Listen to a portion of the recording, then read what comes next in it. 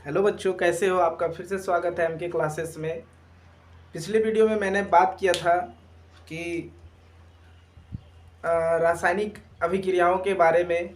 मैंने बताया था कि संतुलित कैसे करते हैं, इन सभी चीज़ों के बारे में मैंने डिस्कस किया था। तो जैसा कि मैंने बताया था कि नेक्स्ट वीडियो में मैं बात करूंगा रासायनिक अभिक्रियाओं के बारे में। तो चलिए आज बात करते हैं कि रासायनिक अभिक्रियाएं होती कितने हैं और कितने तरह के होते हैं। तो बहुत सारे रासायनिक अभिक्रियाएं होते हैं, तो रासायनिक अभिक्रियाओं के बारे में बात करेंगे आज हम लोग बेसिकली। तो देखते हैं कि रासायनिक अभिक्रियाएं कितने प्रकार के होते हैं। तो बहुत सारे हैं, इनमें से एक एक करके हम लोग बात करते हैं। तो रासायनिक अभिक्रियाओं के प्रकार, टाइप्स ऑफ केमिकल रिएक्शन में पहला है आपका संयोजन अभिक्रिया, जिसको हम लोग कॉम्बिनेशन रिएक्शन भी कहते हैं। ठीक है, संयोजन अभिक्रिया को क्या कहते हैं? संयोजन, जैसा कि नाम से ही पता चल रहा है कि संयोजन, संयोजन का मतलब ही क्या होता है? जुड़ना, है ना। कि आपस में अगर दो चीज को जोड़ दे तो क्या कहलाएगा? वो संयोजन हो गया, है ना। तो उसी तरह से अभिक्रिया में क्या होता है कि वह रासायनिक अभिक्रिया जिसमें दो या दो से अधिक अभिकारक मिलकर एक उत्पाद का निर्माण करते हैं, संयोजन अभिक्रिया कहलाता है। जैसा कि हम लोग जानते हैं कि बहुत सारे भी केमिकल इक्वेशंस भी हम लोगों ने बात किया था, उसके बारे में पढ़ा था। ठीक है, कि जैसा कि देखिए H2 प्लस O2 जब मिलता है, रिएक्शन करता है, ये दो अभिकारक हो गए, मिलकर क्या बनाए? एक उत्पाद H2O बनाए, है ना। तो यहाँ हम लिख सकते हैं, इसको बैलेंस भी कर देते हैं। 2H2 प्लस O2, 2H2, वो जल का निर्माण करते हैं, ये हमारा जल हो गया, है ना। और अगर बात करते हैं और C प्लस O2 जो बना, वो क्या बना? CO2। कार्बन प्लस ऑक्सीजन मिलकर क्या बना है? हमारा कार्बन डाइऑक्साइड का निर्माण करता है। तो ये देखिए, यहाँ पे दो अभिकारक मिल रहे हैं और एक उत्पाद का निर्माण कर रहे हैं। तो हम कह सकते हैं कि ये जो है वो किस प्रकार का अभिक्रिया है? एक संयोजन अभिक्रिया है ना। तो नेक्स्ट है जो आपका है सेकंड नंबर में, वियोजन अभिक्रिया। वियोजन या अपघटन। अपघटन का मतलब ये होता है कम हो जाना, वियोजन का मतलब ये होता है कम हो जाना। यानी कि अगर किसी भी चीज को एक बड़ा है उससे छोटा छोटा टुकड़ों में बांट दे तो क्या हो जाएगा? कम होगा या नहीं होगा? हो जाएगा बेसिकली। तो इसी तरह से वियोजन अभिक्रिया का मतलब क्या होता है? वियोजन को ही हम अपघटन अभिक्रिया भी कहते हैं। वह रासायनिक अभिक्रिया जिसमें एक अभिकारक टूटकर छोटे छोटे उत्पादों में का निर्माण करता है, वियोजन अथवा अपघटन अभिक्रिया कहलाता है। जैसे जैसे इसमें से बहुत सारे वियोजन होता है कि हम अगर हीट देते हैं, किसी भी चीज को गर्म करते हैं, तो गर्म होने के कारण भी वो क्या होता है? छोटे छोटे टुकड़ों में बट जाता है।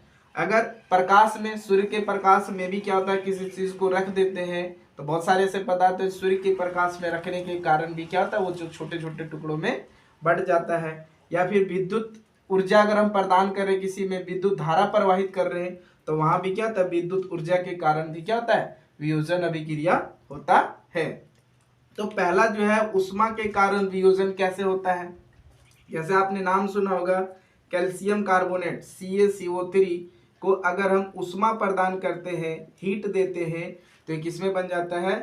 CaO plus CaO calcium oxide plus CO2, CaCO3 में बदल गया, यानी calcium oxide plus carbon dioxide में बदल जाता है। तो यहाँ पे क्या किया हम? कैल्शियम कार्बोनेट यानी कि संगमरमर, नाम सुने होंगे, कैल्शियम कार्बोनेट को हीट किए तो ये किसमें बदल गया? हमारा CaO प्लस CO2 में। तो एक बड़ा अभिकारक क्या हो रहा है? टूटकर दो छोटे छोटे उत्पादों में विभक्त हो जा रहा है। अर्थात यहाँ किस प्रकार का अभिक्रिया हो रहा है? ये वियोजन अभिक्रिया हो रहा है या अपघटन हो रहा है, कम हो जा रहा है। उसी तरह से 2AgCl को अगर हम सूर्य के प्रकाश में रख दें, सूर्य के प्रकाश,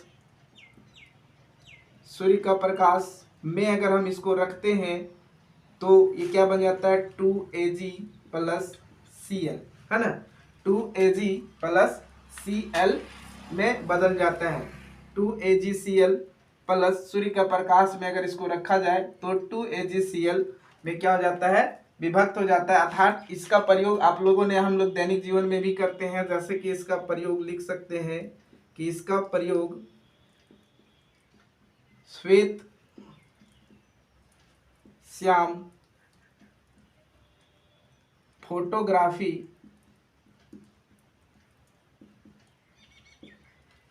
में भी किया जाता है। अर्थात कहने का मतलब ये हुआ, श्वेत श्याम फोटोग्राफी का मतलब अब ब्लैक एंड वाइट जो फोटो होता है, जो आज हम लोग पहले इस्तेमाल करते थे, कि आज तो कलरफुल फोटो बहुत सारे यूज़ करते हैं हम लोग, लेकिन पहले जो होता था ज़्यादा से ज़्यादा जो होता, किसी भी फॉर्म वगैरह को अगर फिलअप करते थे तो ज़्यादा से ज़्यादा जो यूज़ होता था वो हमारा ब्लैक एंड वाइट फ़ोटो का ही इस्तेमाल किया जाता था। तो यहाँ पे उसका यूज किया जाता है कि उसको धूप में सुखाया जाता था, तो सूर्य के प्रकाश के कारण ये क्या होता है कि सिल्वर क्लोराइड जो होता था वो धूसर रंग में बदल जाता है ना। तो धूसर रंग में थोड़ा सा देखिएगा, थोड़ा सा ब्राउन टाइप का, थोड़ा ब्लैक, है ना, इस टाइप में हो जाता है। तो इसका इस्तेमाल आपका श्वेत श्याम फोटोग्राफी में भी किया जाता है। विद्युत ऊर्जा के कारण कैसे वियोजन अभिक्रिया होगा, जैसे जल को 2H2O, जल को आप क्या कीजिए, इसमें विद्युत धारा प्रवाहित करते हैं, विद्युत धारा प्रवाहित करने पर ये क्या होता है, 2H2 प्लस O2 हाइड्रोजन और ऑक्सीजन में फिर से क्या होता है, अलग अलग हो जाता है। कैथोड और एनोड पर ये क्या होता है, दोनों अलग अलग रूपों में विभक्त हो जाता है। तो इस तरह से हमने देखा कि संयोजन अभिक्रिया क्या है, वियोजन अभिक्रिया क्या है, विद्युत अपघटन अभिक्रिया क्या है, और ये अपघटन अभिक्रियाओं के प्रकार, जिसमें से बहुत सारे 2-3 तरह के हैं। अपघटन अभिक्रिया हो गया, है ना, ऊष्मा के कारण कैसे अपघटन होता है, आपका प्रकाश के कारण कैसे हो गया, विद्युत धारा प्रवाहित करते तो अपघटन कैसे होता है। ये डिफरेंट टाइप का हमने अपघटन अभिक्रिया के बारे में डिस्कस किया। तो आई होप आप लोगों को इतना तक समझ में आया होगा। नेक्स्ट 3rd नंबर में बात करते हैं हम विस्थापन अभिक्रिया के बारे में। तो चलिए, या आप नोट कर सकते हो, स्क्रीन को रोक करके आप क्या कर सकते हो, इसे नोट भी कर सकते हो, आप नोट कर सकते हो 2 मिनट, ठीक है, इसे आप नोट कर लीजिए, ठीक है। चलिए देखते हैं, नेक्स्ट जो है अगला आपका है वियोजन या विस्थापन अभिक्रिया। 3rd नंबर विस्थापन अभिक्रिया।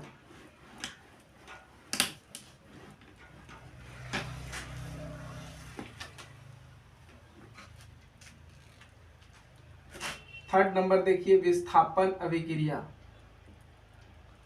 विस्थापन अभिक्रिया तो क्या कहते हैं, डिस्प्लेसमेंट रिएक्शन।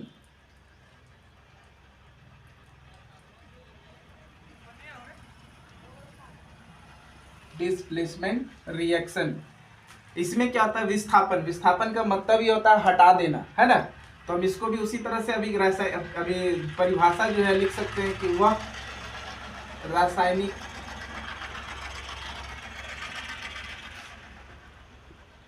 अभिक्रिया जिसमें अधिक क्रियाशील तत्व कम अभिक्रियाशील, यानी लिखते हैं कम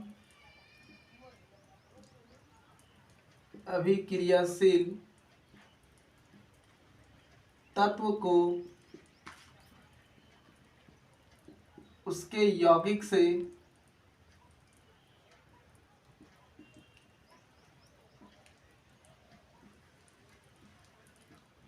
विस्थापित कर देता है वह रासायनिक अभिक्रिया जिसमें एक अधिक अभिक्रियाशील तत्व कम अभिक्रियाशील तत्व को उसके यौगिक से विस्थापित कर देता है, वह विस्थापन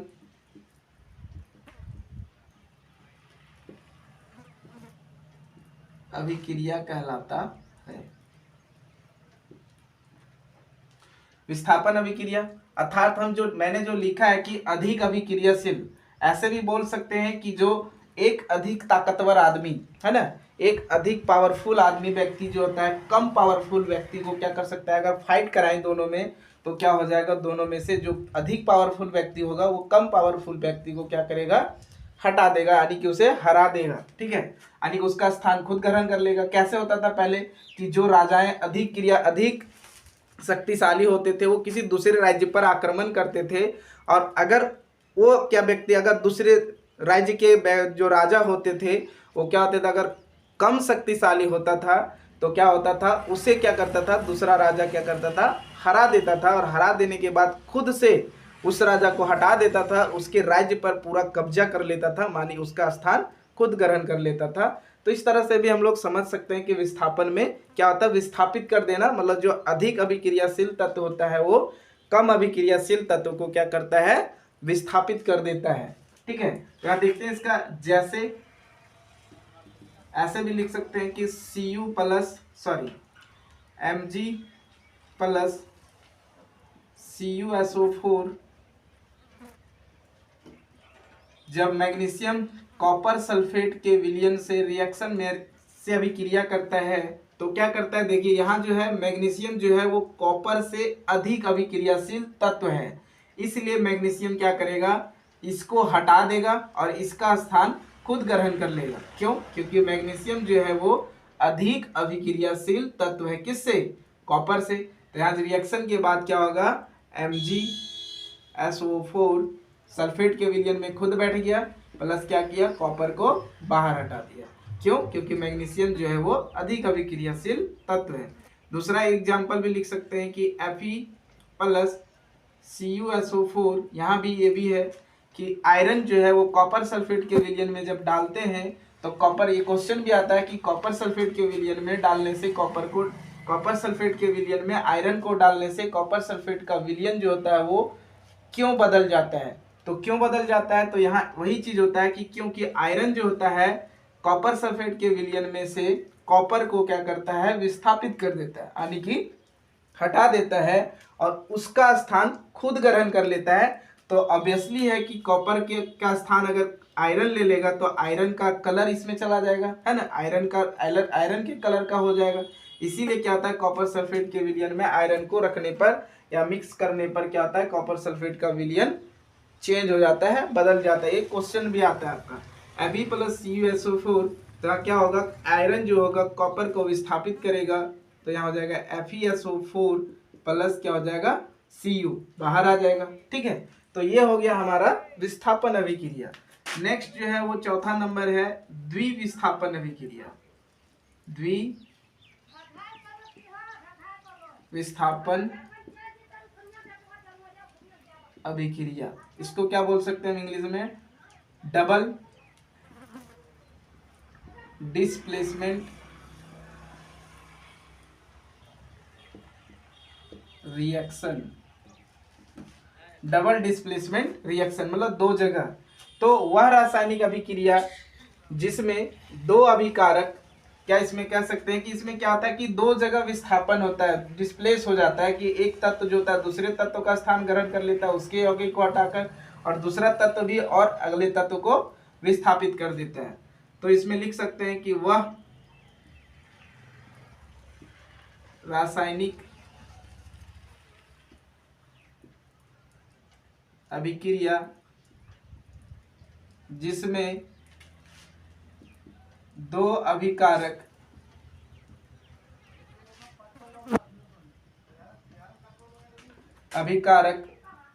अपने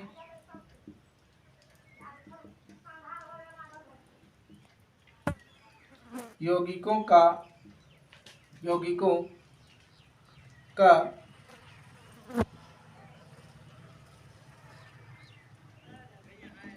आदान प्रदान कर उत्पाद का निर्माण करते हैं द्विविस्थापन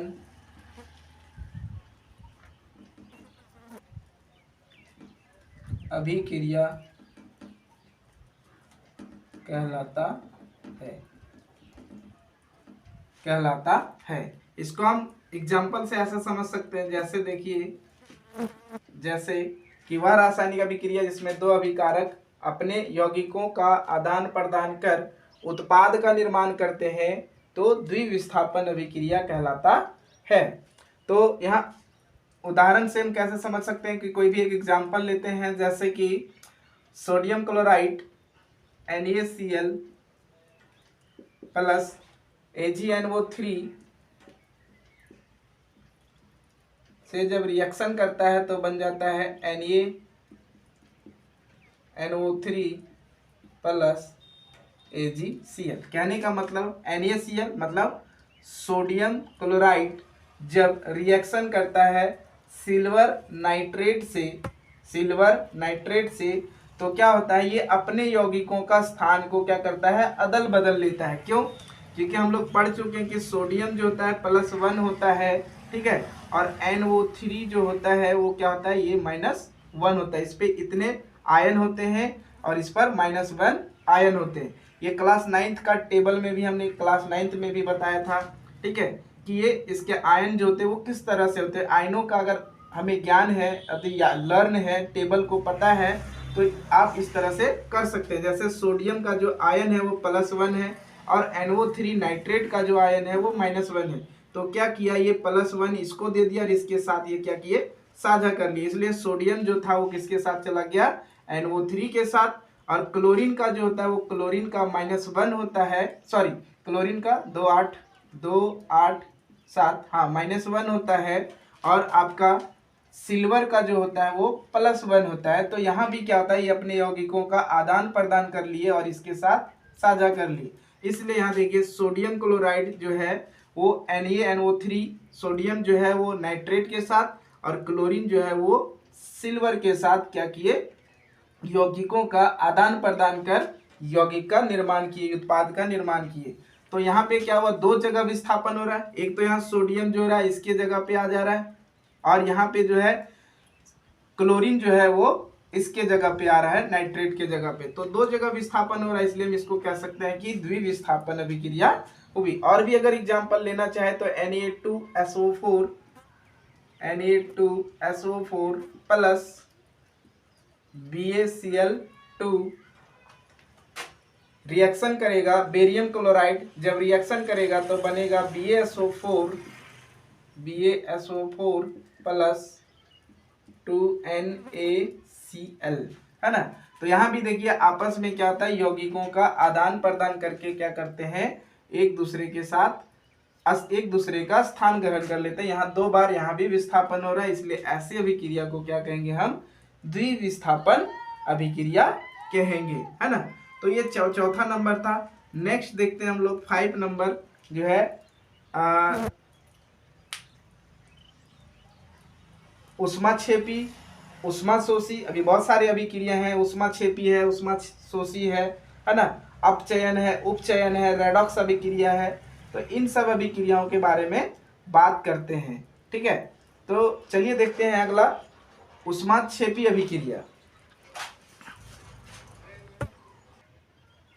नेक्स्ट देखिए हम लोग बात करते हैं उष्माक्षेपी अभिक्रिया।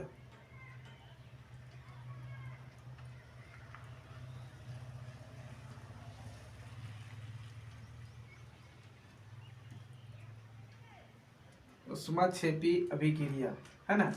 तो उष्माक्षेपी अभिक्रिया में क्या कह सकते हैं, इसी तरह से लिख सकते हैं डिफिनेशन, वह रासायनिक अभिक्रिया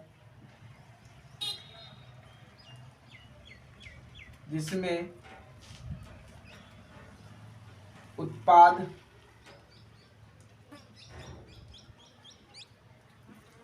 निर्माण के साथ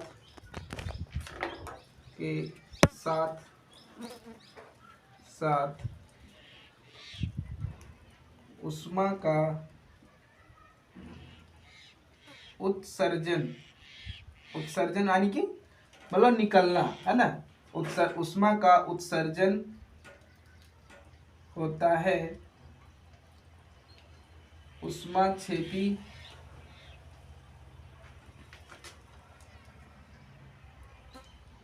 अभिक्रिया कहलाता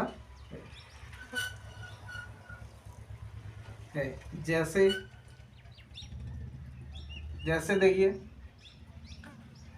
C+O2, है ना, C यानी कि कार्बन प्लस ऑक्सीजन को जब जलाते हैं तो क्या बनता है, कार्बन डाइऑक्साइड प्लस ऊर्जा का निर्माण होता है, ऊर्जा रिलीज होता है। या हम कह सकते हैं कि श्वसन, जो हम लोग श्वसन करते हैं तो श्वसन में क्या करते हैं, ऑक्सीजन ग्रहण करते हैं, कार्बन डाइऑक्साइड भी रहता है।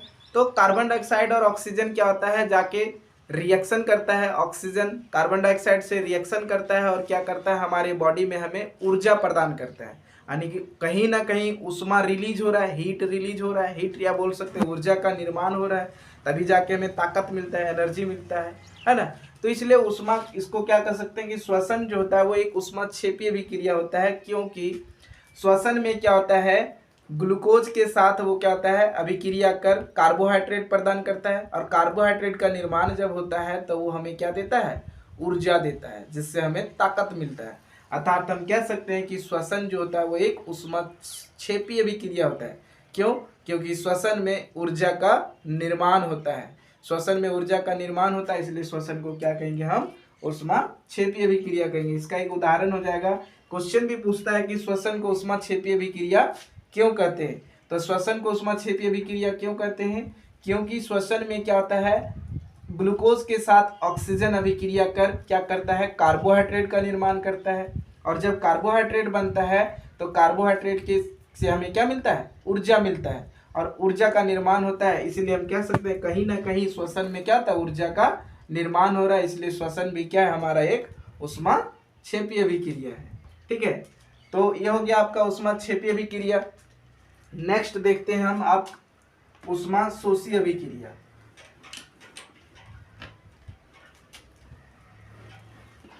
ऊष्माक्षेपी हो गया आपका ऊष्माशोषी अभिक्रिया, है ना। आप इसे तब तक नोट कर सकते हो। 6 नंबर जो है ऊष्माशोषी।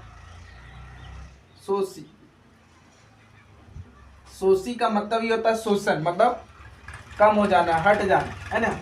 तो हम यहाँ भी लिख सकते हैं कि वह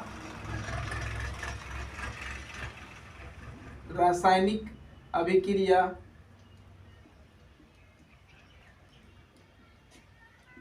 जिसमें उत्पाद निर्माण के साथ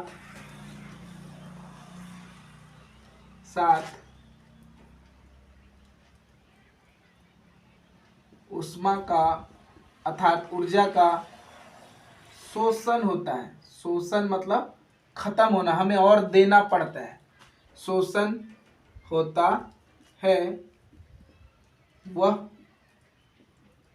ऊष्माशोषी अभिक्रिया कहलाता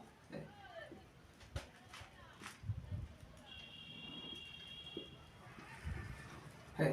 ठीक है, जैसे एग्जाम्पल देखिए,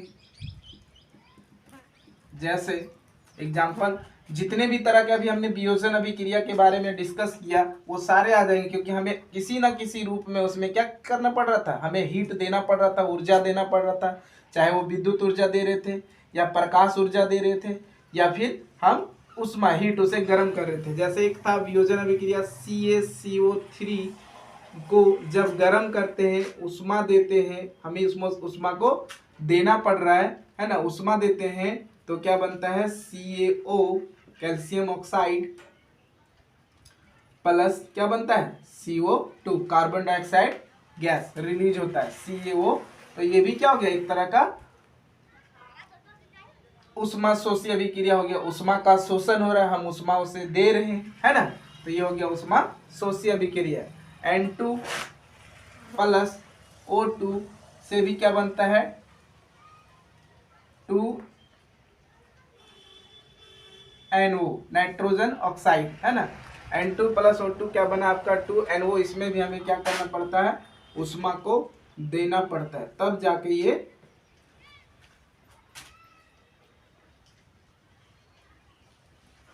ये अभिक्रिया नहीं लिखना है आपको, एक ये याद रखिए 2AgCl या आप 2H2O, इसको क्या किए, विद्युत ऊर्जा दिए, यानी कि ऊर्जा किसी ना किसी रूप में हम दे रहे हैं इसमें, तो क्या बना 2H2 प्लस O2 का निर्माण हुआ। ठीक है, नेक्स्ट देखते हैं हम आपका उपचयन और अपचयन अभिक्रिया। 7वां जो है वो है उपचयन या ऑक्सीकरण, इसे ही बोलते हैं उपचयन या ऑक्सीकरण अभिक्रिया। वह रासायनिक अभिक्रिया जिसमें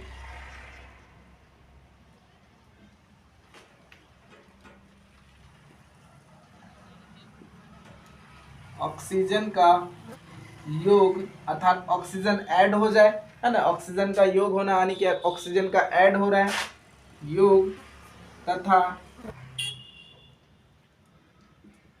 हाइड्रोजन का ह्रास, ह्रास मतलब हाइड्रोजन का हट जाना, ह्रास हो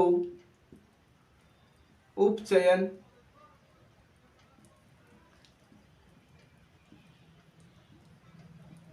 अभिक्रिया कहलाता है। ठीक है, जैसे देखिए 2Cu plus O2 carbon copper को ऑक्सीजन के साथ जब रिएक्शन करेंगे तो क्या बन रहा है, देखिए यहाँ पे ऑक्सीजन जुड़ जाता है किसमें, 2CuO, है ना, कॉपर ऑक्साइड बन जाता है, यानी कि कॉपर के साथ ऑक्सीजन हमारा यहाँ ऐड हो रहा है, इसलिए हम कह सकते हैं कि क्या हो रहा है, यहाँ पे उपचयन अभिक्रिया हो रहा है या ऑक्सीकरण हो रहा है, ऑक्सीकृत हो जा रहा है। ठीक है, ऑक्सीजन का जुड़ जाना ही क्या कहलाता है, ऑक्सीकरण या उपचयन। जैसे में आप इसे लिख लीजिए। ठीक है, अगला है आपका उपचयन हो गया, अगला अपचयन या अवकरण। इसको भी उसमें क्या होगा, इसमें सेम होगा, आपका डिफिनेशन सेम उसी तरह से लिखिए जिसमें क्या होगा, इसमें क्या होता है, जिसमें ऑक्सीजन का ह्रास तथा हाइड्रोजन का योग होता है, अथवा, यहाँ अथवा कीजिए, यहाँ भी अथवा होगा, अथवा ये दोनों में से कोई भी एक होगा। अगर हाइड्रोजन का ह्रास हो रहा है या ऑक्सीजन का योग हो रहा है तब भी वो क्या कहलाएगा, उपचयन। इसमें क्या होगा, यदि ऑक्सीजन का ह्रास हो रहा है अथवा हाइड्रोजन का योग हो रहा है हो तो वह अपचयन अभिक्रिया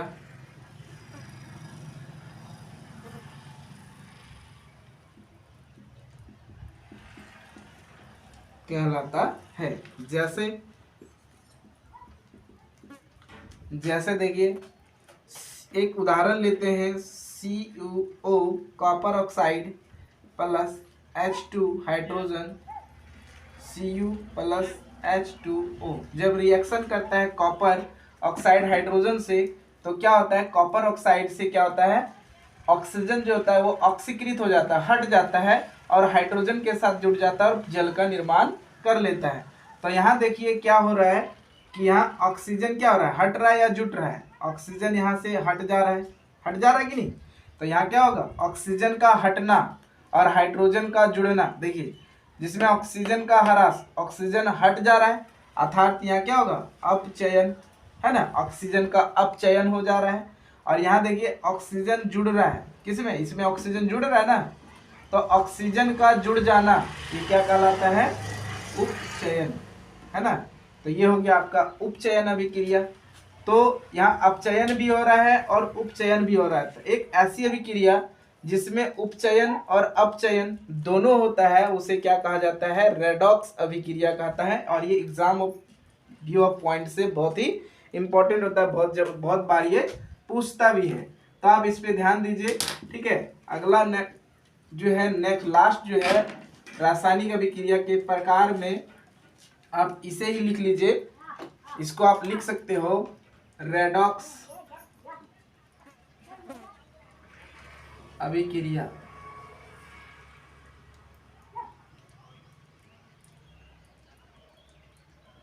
रेडॉक्स अभिक्रिया वह रासायनिक अभिक्रिया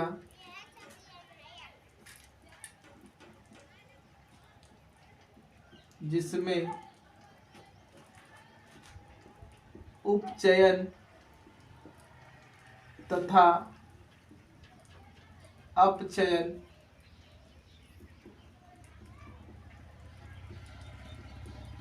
दोनों होता है,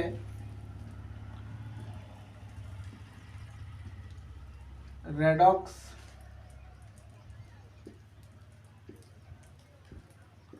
अभिक्रिया कहलाता है। इसका एक सबसे अच्छा उदाहरण ये आप लिख सकते हो, जैसे CuO प्लस H2, यहाँ पे आप दिखा सकते हो Cu से हट जा रहा है प्लस वो ऑक्सीजन हाइड्रोजन के साथ जुड़ जा रहा है। तो आप यहाँ इसको भी दिखा देना, है ना, इसको भी दिखा सकते हो। यहाँ पे हो रहा है आपका ऑक्सीजन का जुट जाना। ऑक्सीजन का जुट जाना क्या कहलाता है? उपचयन। उपचयन हो रहा है और यहाँ पे हो रहा है अपचयन। इसलिए इस रिएक्शन को क्या कहेंगे? इस टाइप के रिएक्शन को हम रेडॉक्स रिएक्शन कहेंगे। तो ये था आपका रासायनिक अभिक्रियाओं के प्रकार के बारे में, जिसमें मैंने सभी तरह के रासायनिक अभिक्रियाओं के बारे में बताया, डिस्कस किया। तो लगभग हमको लगता है कि आपको समझ में आ गया होगा। आप इसे नोट इजीली से आसानी से बना सकते हो, समझ में भी आ गया होगा। ठीक है, एग्जाम व्यू ऑफ पॉइंट से भी सारे क्या हैं, सारे रिएक्शन जो है वो इम्पोर्टेंट है। ठीक है, तो आप ध्यान से पढ़िए, है ना, हंसते रहिए, मुस्कुराते रहिए और देखते रहिए MK क्लासेस। नेक्स्ट वीडियो मैं अपलोड करूँगा जो है वो होगा आपका कि उपचयन और अपचयन के बारे में, कि इसका हमारे दैनिक जीवन में उपयोग कहाँ होता है। तो संक्षारण भी है ना, तो संक्षारण के बारे में पढ़ेंगे, विकृत गंधिता के बारे में पढ़ेंगे, जो अप्रॉक्स लास्ट टॉपिक ही होगा कह सकते हैं। तो लास्ट टॉपिक के बारे में हम नेक्स्ट वीडियो में बात करेंगे। कुछ क्वेश्चंस को भी मैं उसमें डिस्कस करूँगा। तो थैंक यू, तब तक अपना ध्यान रखिए।